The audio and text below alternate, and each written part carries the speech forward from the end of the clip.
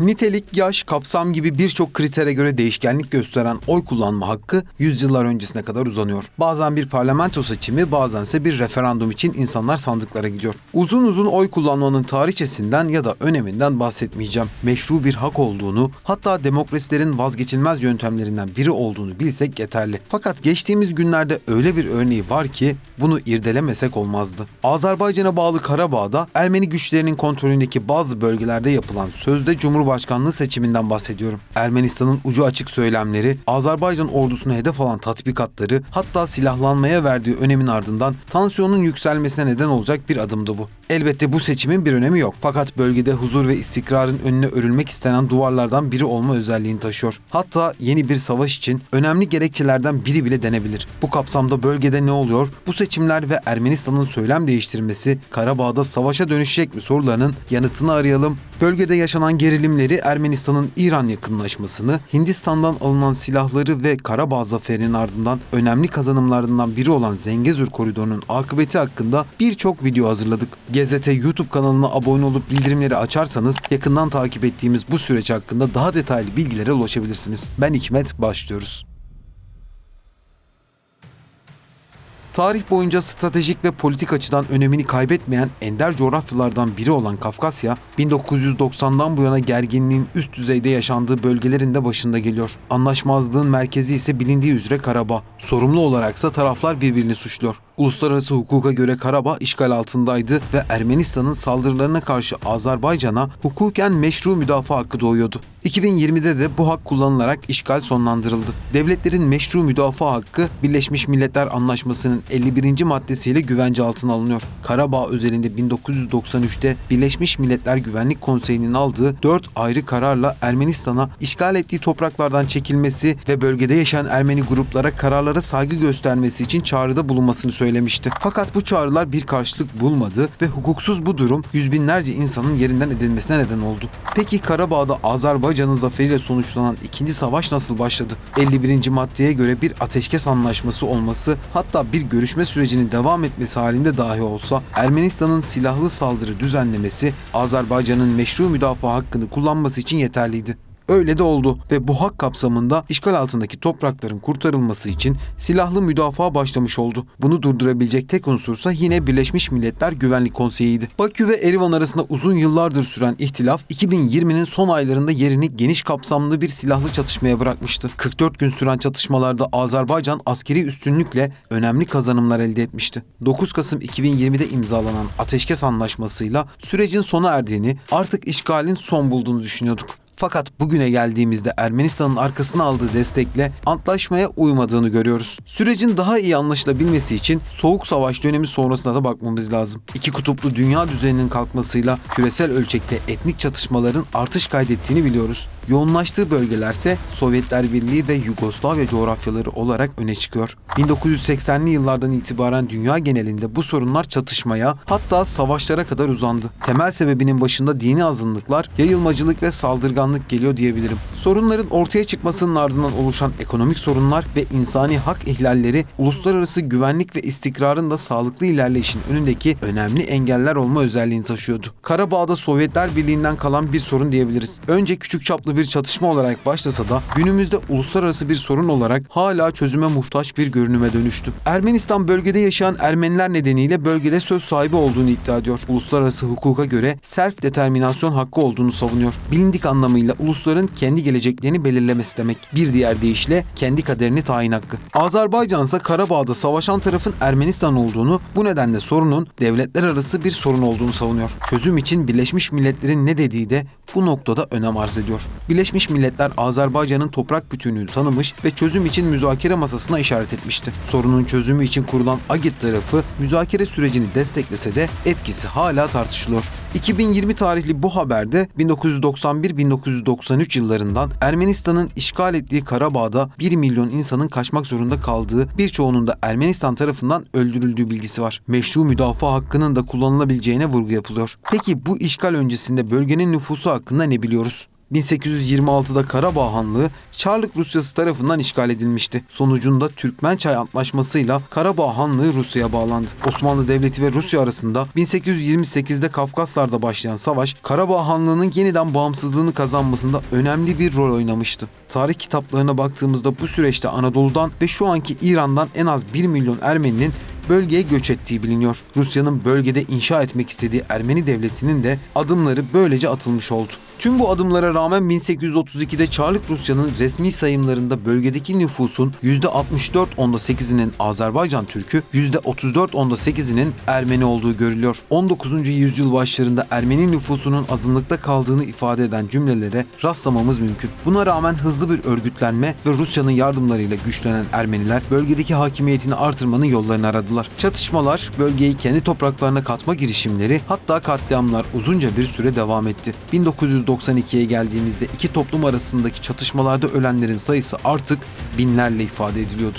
Gerçekleşen onca görüşme ve anlaşmaya rağmen bir sonuca varılamadı. Tarihe kara bir leke olarak kazınan Hocalı katliamı yaşandığında takvimler 26 Şubat 1992'yi gösteriyordu. Hocalı katliamına giden olaylar zinciri az önce de bahsettiğim gibi çok uzunca bir süre devam eden çatışmaların bir sonucu diyebiliriz. 1980'li yılların ikinci yarısında Sovyetler Birliği'nin dağılma sürecine girmesiyle birlikte hız kazandı. Ermenistan, Azerbaycan'a ait olan Karabağ bölgesinin dağlık kısmında hak iddialarına devam etti. Sovyetler Birliği'nin yıllar sonra yürüttüğü politikaların sonucu olarak bölgede Ermeni nüfusu çoğunluktaydı. Oysa bölge uluslararası örgütlerce de hukuki olarak da Azerbaycan'a aitti. 1988'de Azerbaycan'dan ayrılıp Ermenistan'a katılmak istemesinin ardından tansiyon yükseldi. Dağlık Karabağ Meclisi Ermenistan'a bağlandığını ilan edince Azerbaycan buna karşılık bölgenin özellik statüsünü kaldırıp kendine bağladı. Gerilimin doruk noktasının yaşandığı bölgede çatışma da kaçınılmaz hale gelmişti. Rusların da desteğiyle bölge Ermenistan tarafından işgal edildi.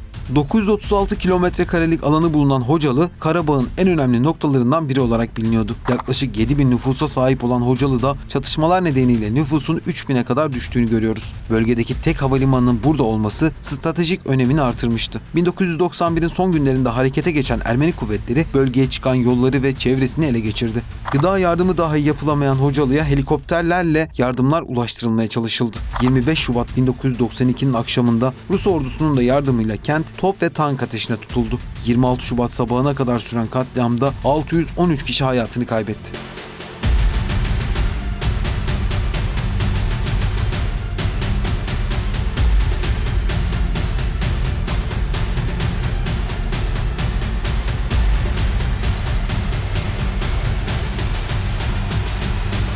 Bölgede zaten bir uzlaşıdan bahsedemiyoruz. Ama 14 Temmuz 2020'de Ermenistan ve Azerbaycan arasındaki gerilim üst düzeye ulaşmıştı. Biri tüm general, 7 askerin şehit edilmesi, Karabağ'ın işgalden kurtarılmasına giden fitili ateşledi. 27 Eylül'de sivil yerleşim yerlerine ateş açılması üzerine işgal altındaki toprakların kurtarılması için karşı saldırı başlatıldı. 5 şehir, 4 kasaba ve 287 köy yeniden Azerbaycan'a bağlandı. 44 gün süren çatışmaların sonucunda yıllarca esaret altında tutulan Karabağ resmen kurtarıldı.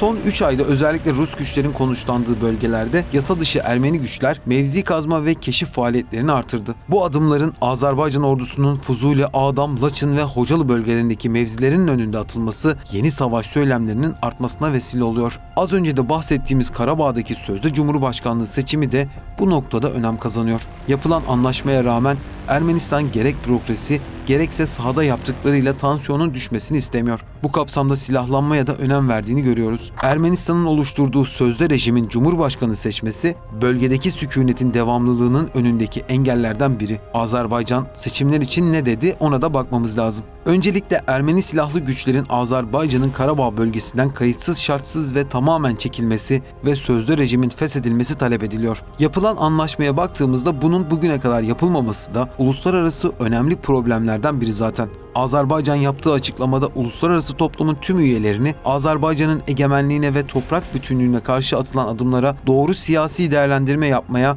ve Ermenistan'ın bu adımları atmasını önlemek için etkili tedbirler almaya davet ettiğini görüyoruz. Peki bu çağrı karşılık buldu mu? Kınama noktasında başta ABD ve Birleşmiş Milletler Azerbaycan'ın toprak bütünlüğünü destekleyen açıklamalar yaptılar. Fakat etkili tedbirler anlamında henüz bir adım görmedik. Mesela Amerika Birleşik Devletleri kınama yayınladı fakat kısa süre önce duyurulan ve bu haberde de gördüğümüz bir detay daha vardı. ABD ve Ermenistan ortak tatbikat kararı almıştı. Bu kararın ardından başta Rusya olmak üzere uzak yakın birçok ülkeden açıklamalar geldi. Meseleyi irdelediğimizde şunu söylemeden geçemeyeceğim. Uzun yıllardır devam eden Karabağ meselesi Azerbaycan ve Ermenistan arasındaki bir çatışmadan çıkıp küresel güçlerin sahneye çıkmak istedikleri bir alan olma sürecine doğru ilerliyor. Ukrayna savaşı nedeniyle gücünü dağıtmak istemeyen Rusya bölgedeki hakimiyetini kaybetme niyetinde de değil. Fakat 3 Eylül'de Ermenistan Başbakanı Paşinyan'ın Erivan'ın Rusya'ya güvenlik açısından bağlı olması hataydı açıklaması ve ardından tatbikat yapılacağının duyurulması Ermenistan-Rusya arasındaki bağların zayıfladığı yönündeki yorumların artmasına neden oluyor.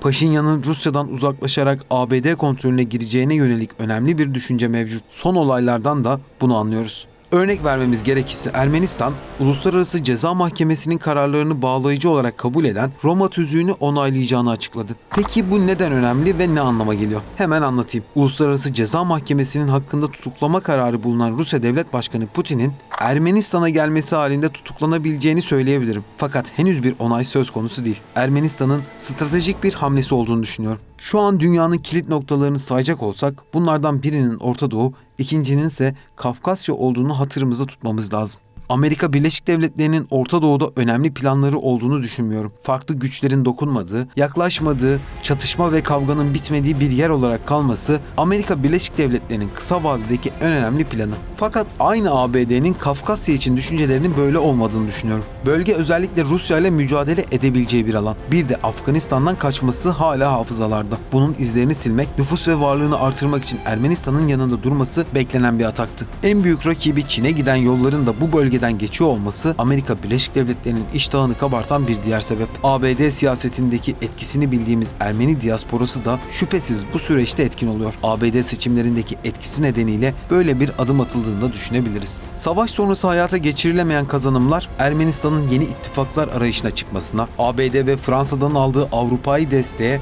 komşusu İran'da eklenince sürecin uzaması kaçınılmaz oldu. Fakat İran'a bu noktada parantez açmamız lazım. Ermenistan'ın Amerika Birleşik Devletleri'nden aldığı güçle savaşa girmesi halinde İran'ın Ermenistan'ı desteklemesi beklenemez. Stratejik olarak Ermenistan'ın yanında konumlanabilmesi için öncelikle Rusya Devlet Başkanı Vladimir Putin'i ikna etmesi gerekiyor. Özetle Azerbaycan'ın 3 yıl önce Karabağ'da elde ettiği kazanımlar el birliğiyle geçersiz sayılmak isteniyor. Yenilen pehlivan güreşe doymaz derler ya, tam da buna uygun. Zaten savaşın kaybedeni olan Ermenistan bir defa daha denemek için elini güçlendirip sahaya inmek istiyor. Azerbaycan ise yaptığı açıklamalarla sağduyu çağrısında bulunurken savaş ihtimali halinde geri durmayacağını da biliyoruz. Türkiye'nin tavrı da bu noktada önemli. Türkiye-Azerbaycan ilişkisini uzun uzun anlatmaya gerek olmadığını düşünüyorum. Kafkasya'da huzursuzluk ve istikrarsızlık istemeyen Türkiye, Ermenistan'la ilişkilerini geliştirmesini ve uyumlu bir komşu olmasını talep ediyor. Savaşın başlaması halinde Türkiye'nin atacağı adımları şu şekilde sıralamamız mümkün. Öncelikle Türkiye'nin Azerbaycan'a askeri güç anlamında desteğini artırması beklenebilir. Ermenistan üzerinde kuracağı diplomasi ve baskı siyasetinin yanı sıra İran'ı da dengede tutması söz konusu olacaktır. Fakat unutmamamız gereken bir nokta var. Her ne kadar Türkiye bölge istikrarı için adımlar atıp söylem geliştirse de savaşın başlamasıyla en güçlü biçimde Azerbaycan'ın saflarında yer alacaktır. Türkiye'nin Kafkasya'da oynanmak istenen bu oyunda öneminin hafife alınmaması gerektiğini düşünüyorum. Sonuç olarak 3 yıldır devam eden bu adımlar huzur ve istikrarı arayan Kuzey Kafkasya'da bir sonuca varmazsa yeni bir savaşın başlaması kaçınılmaz görünüyor. Bu ihtimalin olmaması en büyük arzumuz olsa da gerçekleşmesi halinde Azerbaycan'ın çok daha güçlü bir zaferle sahadan ayrılacağını düşünüyorum. Siz bu konuda ne düşünüyorsunuz? Sizce Karabağ'da yeni bir savaş başlayacak mı? Başlarsa nasıl sonuçlanır? Hocalı katliamına giden olaylar zinciri az önce de bahsettiğim gibi çok uzunca bir süre devam eden çatışmaların bir sonucu diyebiliriz. 1980'li yılların ikinci yarısında Sovyetler Birliği'nin dağılma sürecine girmesiyle birlikte hız kazandı.